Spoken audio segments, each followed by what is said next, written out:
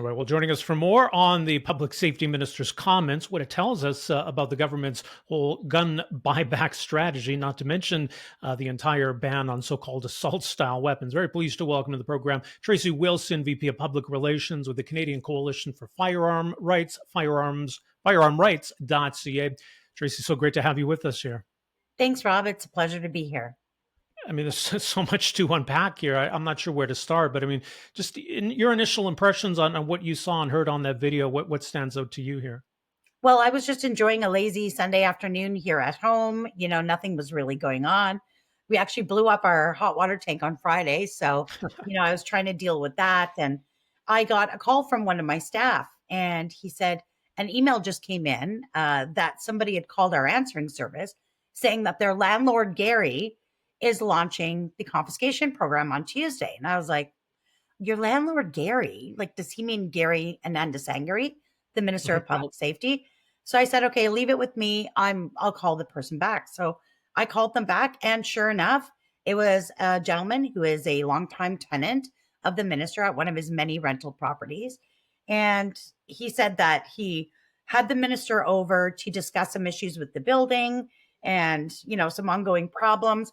And he actually recorded it for accountability reasons for Gary being his landlord. And if you listen to the recording, they talk for about 32 minutes about landlord stuff. Of course, that's not included in my release because it was irrelevant to us. But then the minister turns to him, knowing that his tenant is a gun owner, and says, hey, I got to talk to you about something else. You're not going to like it. We're launching the buyback confiscation program on Tuesday. So they proceed to have like a 20-minute exchange back and forth, arguing about the merits of the program or lack thereof. The guy was concerned about, like, he does not want to participate. He wants to keep the firearms that he bought legally and has owned safely without issue for decades. And he told Gary that he wasn't going to be participating and that he was worried about being arrested. And the Minister of Public Safety said, don't worry about it. If you get arrested, I'll bail you out.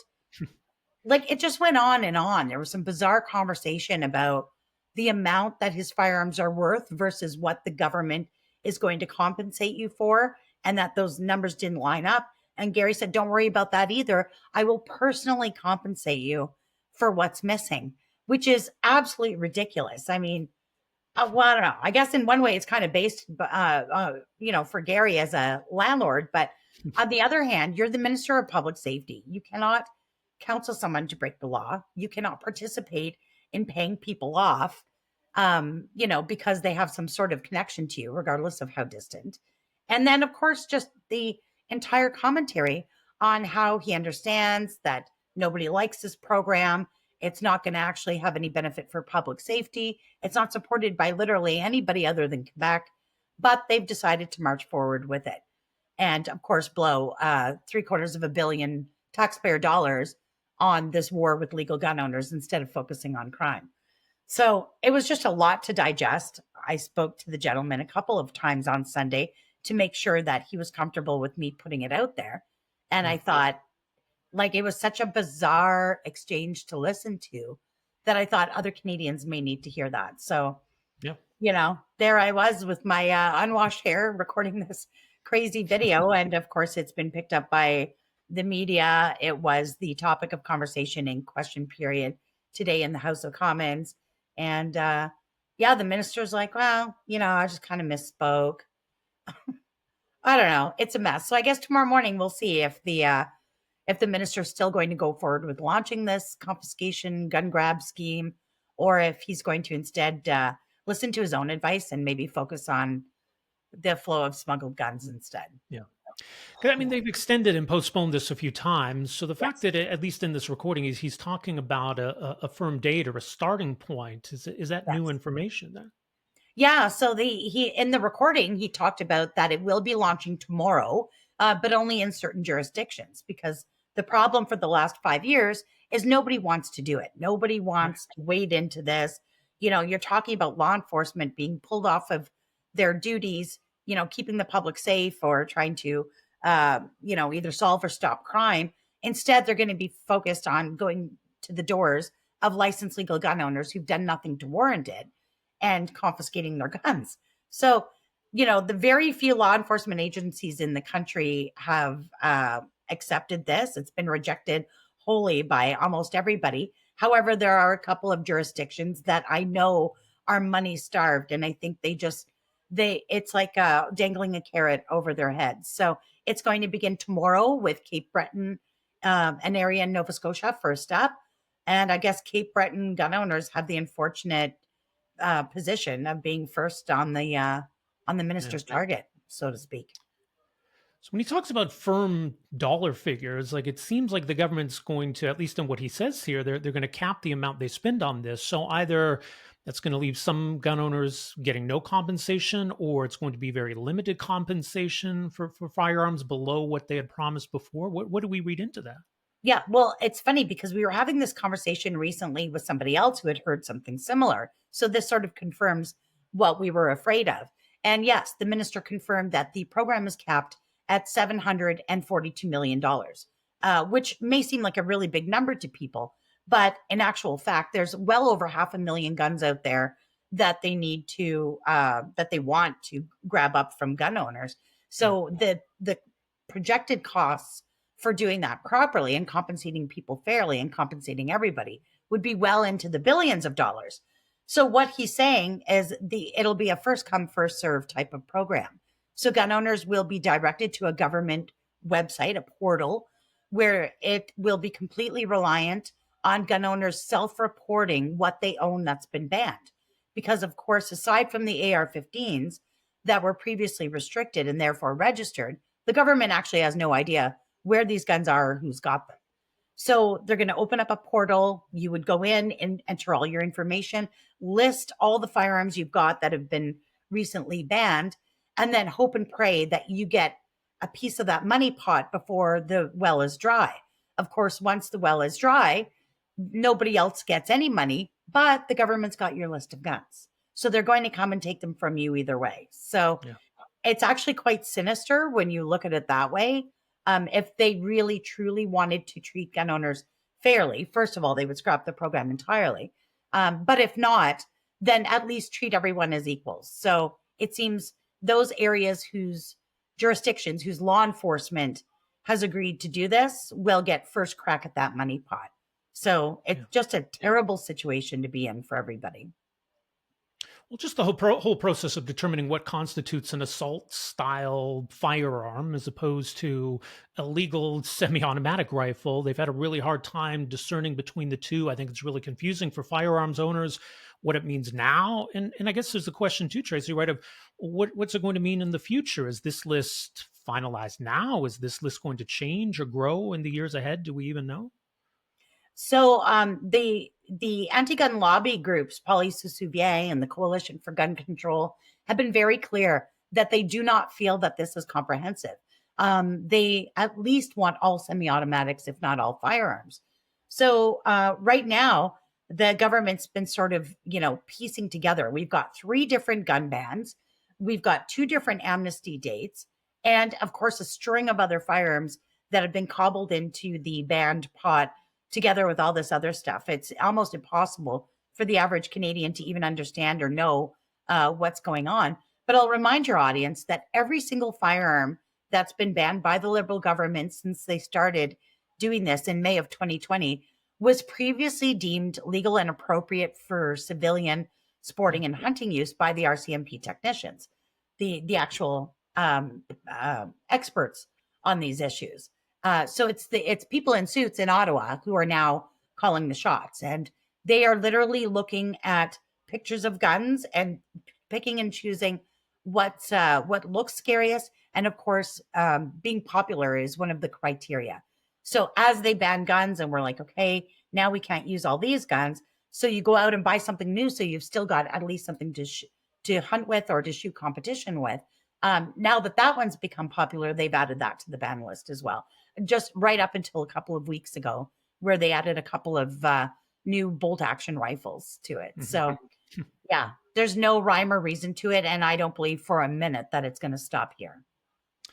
Well, that's the thing, and I think for people who don't understand this, the average sort of Canadian who's not familiar with firearms might say, "Sure, I have no problem with hunting rifles, but these assault style weapons, they got to go." And there, there's really no meaning to that term, right? I mean, to be able to Yeah, no, distinguish between rifles that are okay and rifles that aren't, as you say, right. it's kind of what they look like. It's nothing really functional, is it?